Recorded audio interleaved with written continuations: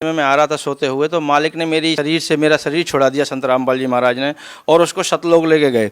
तो सामने देखा कि बहुत बड़ा एक गुमज है जिसमें संत रामपाल जी महाराज मुख बैठे हुए हैं। और मैंने कहा, मालिक परमात्मा आप दिखते हो?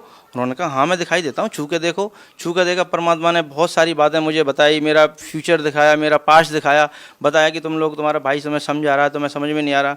मैंने कहा, परमात्मा संत रामपाल जी महाराज पहले तो आप रुकिए, मैं आपको ये देख लूँ कि मैं अपने भाई को बता दूँ कि वो 10 साल से जिस चीज़ को बताता चला आ रहा है, हम उसको जानते हैं, उस परमात्मा को जानते हैं, और आप दिखाई देते हो। तो उन्होंने कहा, ठीक है, बता के बेटा तू अब यहाँ से निकल और वरमाला आइयो। मैंने कहा, जी वरमाला कहाँ पे? तो परमात्मा ने, संत रामपाल जी महाराज ने मुझे सतलोक से ही वरमाला का आश्रम दिखाया, कहाँ पे है, कैसे है। मैं रोने लगा कि मालिक अब तो यहीं रख लो, अब यहाँ से जाने का तो दिल ही नहीं कर रहा है, यहाँ तो बड़ा अच्छा लग रहा है। उन्होंने कहा, बेटा जाना तो पड़ेगा, अभी तुम्हारे काम बाकी हैं। तो फिर मैंने कहा, गुरुदेव अगर आप तो सब कुछ कर सकते हैं, आप तो परमात्मा हो संत रामपाल जी महाराज, तो मेरी मोम को क्यों नहीं बचाया?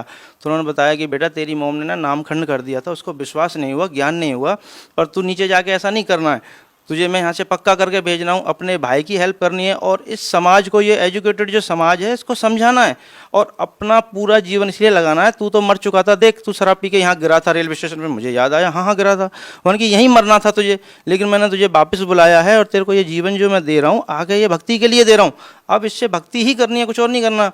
मैंने कहा, ठीक है जी, लेकिन मैं तो कब आ जाऊँगा जल्दी? वन कहा, बेटा मैं नीचे तुम्हारे साथ ही रहता हूँ, मैं पृथ्वी पे बैठा हूँ, तू जाएगा, मुझे मिलेगा, तो मुझे देखेगा कि तुझे कोई दिक्कत ही नहीं आएगी। मैंने कहा, ठीक है जी, अब तो परमात्मा मुझे फिर जाने दो। परमात्मा ने मुझे वापस लाया। मैं अपनी माँ के 12-13 जितने भी करने थे वो किए। जैसे ही माँ के 12 बजे मैं वहाँ से निकल लिया। सतलोक आश्रम वरवाला के लिए जब मैं निकला, वरवाला के रेलवे स्टेशन पर पैर रखा तो लगा कि मैं परमात्मा की संत रामपाल जी महाराज शरण में आ गया।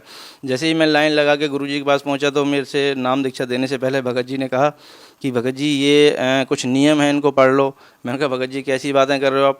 संत रामपाल जी महाराज परमात्मा से मिलने के लिए अगर 1 लाख नियम भी होते तो मुझे मंजूर है, ये तो छोटे मोटे नियम है, शराब छोड़ दो, गुटखा छोड़ दो, मांस छोड़ दो, और ये देना लेना छोड़ दो, ये तो सारे नियम समाज को बिगाड़ने वाले हैं। अच्छे नियम जो हैं वो परमात्मा के पास हैं, और मुझे संत रामपाल जी महाराज से नाम दीक्षा ही लेने के लिए मैं इतनी दूर से आया हूँ।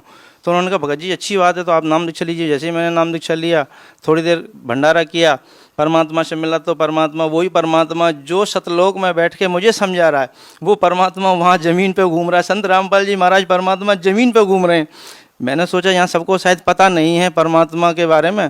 तो गुरुजी जैसे आए, कह रहे, हाँ भाई आ गया। मैंने कहा, परमात्मा संत रामपाल जी महाराज आप यहाँ घूम रहे हो? यहाँ तो मैं गुरुजी के पास गया, कान के पास, तो मैंने कहा यहाँ तो किसी को पता ही नहीं है आप परमात्मा हो। कह रहे, बेटा यहाँ तो कोई किसी को नहीं पता, लेकिन ज्ञान के द्वारा यहाँ सबको पता चलेगा बेटा, कोई बात नहीं। मैंने कहा, और अब तक पिछले जो मैं ज्ञान देख रहा था, तो आज से 600 वर्ष पहले, आज से जब कवि रूप में वहां धारणक रूप में रहा था, तो वो इन्होंने काल के दूत घुस गए, ये 12 पंथों में, इन्होंने उसमें कुछ परिवर्तन कर दिया अपने हिसाब से।